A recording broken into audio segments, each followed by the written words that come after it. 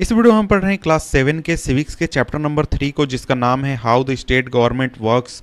और यह video number first इस चैप्टर का। तो आइए हम शुरुआत करते हैं इस चैप्टर को और देखते हैं कि आखिर हमें इस चैप्टर में पढ़ना क्या है, सीखना क्या है। तो यहाँ पर हम छोटा सा इंट्रोडक्शन इस चैप्टर का देख लेते हैं, जिसमें हमें यह समझ में आ जाएगा कि इस चैप्टर में हम क्या पढ़ने वाले हैं।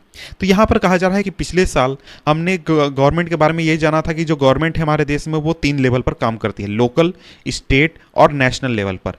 और पिछले साल हमने लोकल गवर्नमेंट के बारे में पढ़ा था कुछ डिटेल, और इस चैप्टर में हम पढ़ने वाले हैं स्टेट गवर्नमेंट के बारे में कि जो स्टेट गवर्नमेंट है वो किस तरीके से काम करती है, डेमोक्रेसी में इसका क्या पूरा प्रोसेस है काम करने का। और इसके साथ ही स्टेट गवर्नमेंट में जो एमएलए होता है, ए मेंबर ऑफ लेजिस्लेटिव असेंबली, उसका क्या रोल होता है, और साथ में मिनिस्टर्स का क्या रोल होता है।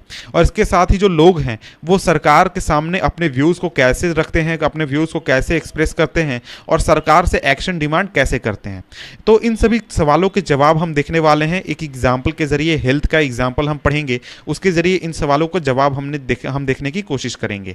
तो यहाँ पर देखिए हमारा जो एग्जाम्पल है वो ये है, एक छोटी सी कहानी है, होज रिस्पॉन्सिबिलिटी। इसको हम सबसे पहले शॉर्ट में समझ लेते हैं, फिर आगे हम इस चैप्टर को कंटिन्यू करेंगे। तो यहाँ पर देखिए बात की गई है एक स्टेट की, और उस स्टेट की 2 लड़कियां हैं जो कि आपस में दोस्त हैं। वो आपस में बात कर रही हैं और वो न्यूज़पेपर पढ़ रही हैं और बात कर रही हैं कि वो न्यूज़पेपर में लिखा गया है कि उनके स्टेट में वाटर शॉर्टेज की समस्या है, और इसकी वजह से लोग जो हैं वो काफ़ी बीमार हो रहे हैं।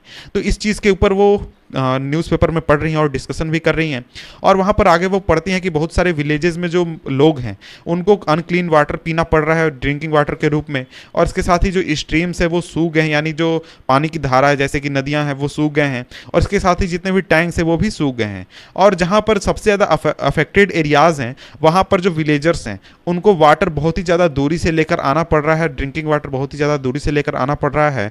और इसके साथ ही जो डिस्ट्रिक्ट हेडक्वार्टर है पटलपुरम, वहाँ पर जो वाटर है वो लोगों को 3 दिन में एक बार मिल रहा है। और इसके साथ ही जो डिस्ट्रिक्ट हॉस्पिटल है वहाँ पर लोग जो हैं यानी कि जो पेशेंट्स है वो बहुत ही ज़्यादा संख्या में आ रहे हैं। पूरा हॉस्पिटल जो है वो पेशेंट से भरा हुआ है, और इसमें से बहुत बड़ी संख्या उन बच्चों की है जिनको डायरिया हुआ है, एक्यूट डायरिया हुआ है।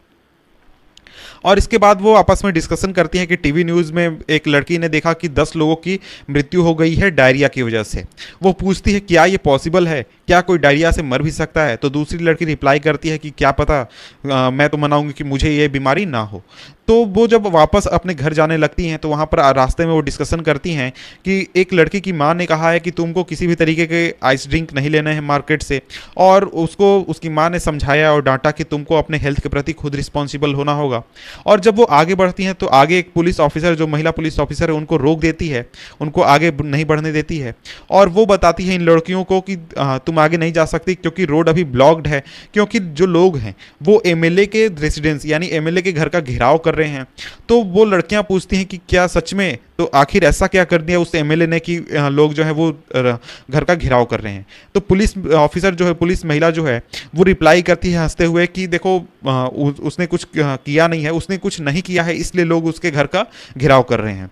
और इसके बाद यहाँ पर एक व्यक्ति है जो कि भाषण दे रहा होता है, और वो कहता है कि हम अथॉरिटीज से डिमांड करते हैं कि एक्शन लिया जाए, इमीडिएट एक्शन इस सिचुएशन को कंट्रोल में लाने के लिए। और इसके साथ ही उनके एमएलए को रिस्पॉन्सिबल होना पड़ेगा इस पूरे सिचुएशन के लिए।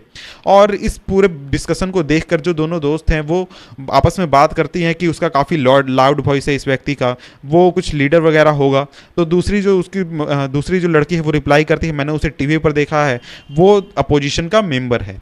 तो इस तरीके से ये पूरा डिस्कशन चलता है। तो यहाँ पर हमने देखा कि जो हमारा स्टेट है जहाँ पर ये पूरा जिसका एग्जाम्पल देख रहे हैं वहाँ पर काफ़ी परेशानी है, वाटर का शॉर्टेज है, और उसकी वजह से बहुत सारी बीमारियाँ लोगों को हो रही है। और यहाँ पर हमने एमएलए का जिक्र देखा कि एमएलए को रिस्पॉन्सिबल होना होगा, एमएलए को कुछ काम करना होगा, सरकार को काम करना होगा।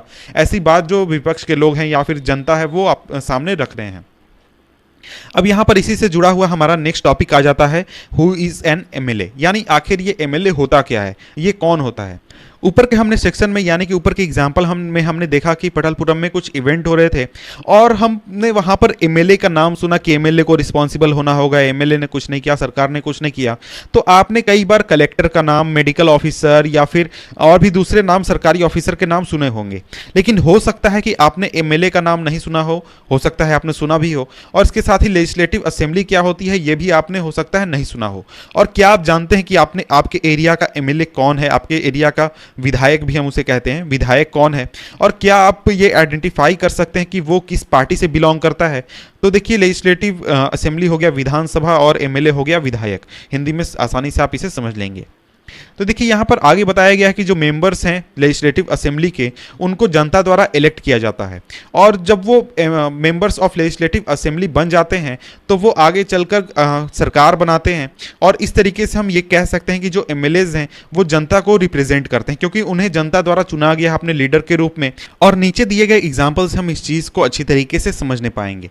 तो देखिए, इंडिया में जितने भी स्टेट हैं उनको लेजिस्लेटिव असेंबली एक दिया गया, यानी हर एक स्टेट में लेजिस्लेटिव असेंबली मौजूद है, और हर एक स्टेट को छोटे छोटे इलाकों में, छोटे छोटे एरियाज में बांटा गया है, जिसको कि कॉन्स्टिट्यूएंसी कहा जाता है, यानी कि विधानसभा क्षेत्र कहा जाता है। फॉर एग्जांपल नीचे बताया गया है, एग्जांपल दिया गया है हिमाचल प्रदेश का, और हिमाचल प्रदेश जो है उसको 68 असेंबली कॉन्स्टिट्यूएंसी में बांटा गया है, और हर एक कॉन्स्टिट्यूएंसी से जो लोग हैं वो अपना एक रिप्रेजेंटेटिव चुनते हैं, जो कि जाकर लेजिस्लेटिव असेंबली का मेंबर बनता है, जिसको कि एमएलए भी कहा जाता है, विधायक भी कहा जाता है। और आपने ये नोटिस किया होगा कि जो लोग हैं वो इलेक्शन में खड़े होते हैं अलग अलग पार्टी से, यानी कि कोई बीजेपी से खड़ा होगा, कोई कांग्रेस से खड़ा होगा, कोई बहुजन समाज पार्टी से खड़ा होगा, कोई कम्युनिस्ट पार्टी से खड़ा होगा। लोग जो हैं वो अलग अलग पार्टी से खड़े होते हैं, और वो जब चुनाव लड़ते हैं तो फिर जीत कर जो भी आता है वो एमएलए कहलाता है, मेंबर ऑफ लेजिस्लेटिव असेंबली बनता है। और ये जो एमएलएज हैं ये बिलोंग करते हैं अलग अलग पॉलिटिकल पार्टी से, क्योंकि देखिए जो स्टेट है वहां पर जब भी चुनाव होता है तो 68 इलाके हैं, तो 68 कॉन्स्टिट्यूएंसीज में से हो सकता है 10 पर बीजेपी जीत जाए, 20 पर कांग्रेस जीत जाए, 10 पर बसपा जीत जाए। तो इस तरीके से कुछ लोग जो होंगे वो बस बीजेपी के होंगे, कुछ कांग्रेस के होंगे, कुछ दूसरी पार्टी के होंगे। इसलिए जो एमएलएज हैं वो अलग अलग पॉलिटिकल पार्टी से बिलोंग करते हैं। अब यहां पर आगे सवाल उठता है कि जो एमएलए हैं वो आगे चलकर मिनिस्टर्स या फिर चीफ मिनिस्टर्स कैसे बनते हैं। तो देखिए यहां पर आगे इस चीज़ को समझाया गया है कि जो पॉलिटिकल पार्टी है जिसके पास एमएलए हाफ की संख्या से ज़्यादा होगा, यानी कि जितना भी टोटल संख्या है कॉन्स्टिट्यूएंसीज का, उसमें से आधे से ज़्यादा जिस भी पार्टी के होंगे वो पार्टी जाकर सरकार बनाएगी। उस पार्टी के जो एमएलएज हैं वो मेजोरिटी में कहलाएंगे, वो पार्टी मेजोरिटी में कहलाएगी। यानी कि हिमाचल प्रदेश का देख लें तो हिमाचल प्रदेश में 68 टोटल कॉन्स्टिट्यूएंसीज की संख्या है, और इसमें से 34 जिस भी पार्टी के पास होगी, यानी कि 34 से ऊपर जिस पार्टी के पास होगा एमएलए की संख्या, वो पार्टी सरकार बना सकती है। वो पार्टी जो है वो मेजोरिटी में है, वो सरकार बनाएगी, और वो जो पार्टी है वो अपने एमएलए में से एक लीडर चुनेगी, और जो लीडर होगा वो चीफ मिनिस्टर बनेगा, और चीफ मिनिस्टर जो है वो आगे चलकर मिनिस्टर्स को चुनता है। और जो पॉलिटिकल पार्टी है जो कि मेजोरिटी में है उसको रूलिंग पार्टी कहा जाएगा, और इसके अलावा जितने भी दूसरे मेंबर्स हैं उनको अपोजिशन कहा जाएगा। फॉर एग्जांपल जो लेजिस्लेटिव असेंबली है हिमाचल प्रदेश का, वहाँ पर 68 एमएलएज हैं, और इसमें से 34 से ऊपर जिस भी पार्टी के पास होंगे वो सरकार बनाएगी। तो यहाँ पर देखिए हिमाचल प्रदेश का मैप दिया गया है, एग्जाम्पल दिया गया है। तो देखिए यहाँ पर रिजल्ट दिखाया गया है कि 2003 इलेक्शन में जो असेंबली इलेक्शंस हुए थे हिमाचल प्रदेश में, उसका क्या रिजल्ट आया था। तो यहाँ पर जो इंडियन नेशनल कांग्रेस है 43 सीट्स मिले थे, यानी 43 विधायक जीत कर आए थे। भारतीय जनता पार्टी के 16 विधायक जीत कर आए थे, दूसरी पार्टी के 3 थे, और इंडिपेंडेंट 6 की संख्या में थे। तो देखिए ये 2003 का है, क्योंकि ये जो बुक है ये काफ़ी पुराना है, और अभी अगर आप लेटेस्ट बुक देखेंगे तो उसमें 2017 का डाटा दिया गया है, जिसमें कि बीजेपी जीतकर आई थी। तो इसलिए उसको भी आप चाहें तो पढ़ सकते हैं। वैसे इन दोनों बुक्स में कोई अंतर नहीं है, यहाँ पर जो ये एग्जाम्पल दिया गया है, एग्जाम्पल सिर्फ चेंज हो गया है। तो देखिए यहाँ पर कहा जा रहा है कि जो कैंडिडेट्स हैं वो अलग अलग पॉलिटिकल पार्टी से जीत कर आए 2003 असेंबली इलेक्शंस में, और इसके बाद एमएलएज बने।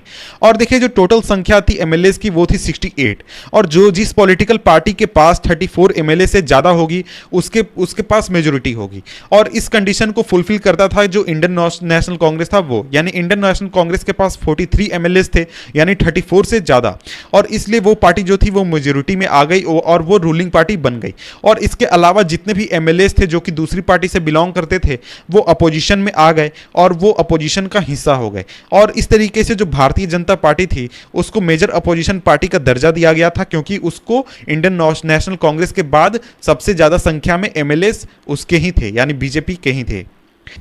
और ऐसा नहीं था कि अपोजिशन में सिर्फ बीजेपी थी, बीजेपी के अलावा जितने भी दूसरे एमएलए जीत कर आए थे इंडिपेंडेंट कैंडिडेट के रूप में, या फिर जो दूसरी पार्टी के मेंबर्स थे वो भी अपोजिशन का हिस्सा बन गए, अपोजिशन का ही वो एक हिस्सा बन गए।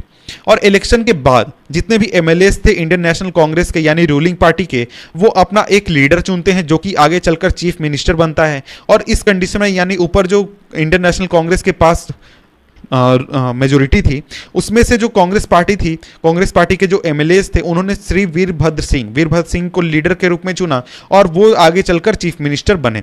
और इसके बाद चीफ मिनिस्टर के पास ये अधिकार होता है कि वो मिनिस्टर्स को चुने, यानी जितने भी एमएलएस हैं उसमें से कुछ एमएलएस को मिनिस्टर के रूप में अपॉइंट किया जाएगा, बनाया जाएगा। और इलेक्शन के बाद जो गवर्नर होता है, यानी कि जो स्टेट का गवर्नर होता है, वो अपॉइंट करता है चीफ मिनिस्टर को और इसके साथ ही मिनिस्टर्स को। और इसके बाद जो चीफ मिनिस्टर है या फिर जो दूसरे जो मिनिस्टर्स हैं, उनका रिस्पॉन्सिबिलिटी होता है कि वो गवर्नमेंट के अलग अलग डिपार्टमेंट या फिर मिनिस्ट्रीज को संभालें, उसको चलाएं, और उनके पास अलग सेपरेट ऑफिसेज होते हैं। और जो लेजिस्लेटिव असेंबली है वो एक जगह होती है जहां पर जितने भी एमएलएज हैं, चाहे वो रूलिंग पार्टी को हो या फिर अपोजिशन के हो, वो आपस में मिलते हैं और बहुत सारी चीज़ों को डिस्कस करते हैं। और इस वजह से जो कुछ जो एमएलएज हैं उनके पास दो रिस्पॉन्सिबिलिटी होती, पहला तो एमएलए के रूप में और दूसरा मिनिस्टर के रूप में। तो इस वीडियो में इतना ही। इसके बाद जो नेक्स्ट वीडियो होगा उसमें हम आगे पढ़ेंगे। तो मिलते हैं आपसे हम नेक्स्ट वीडियो में। नेक्स्ट वीडियो का लिंक नीचे डिस्क्रिप्शन में दिया गया है, तो वहाँ से आप नेक्स्ट वीडियो देख सकते हैं। तब तक के लिए गुड बाय।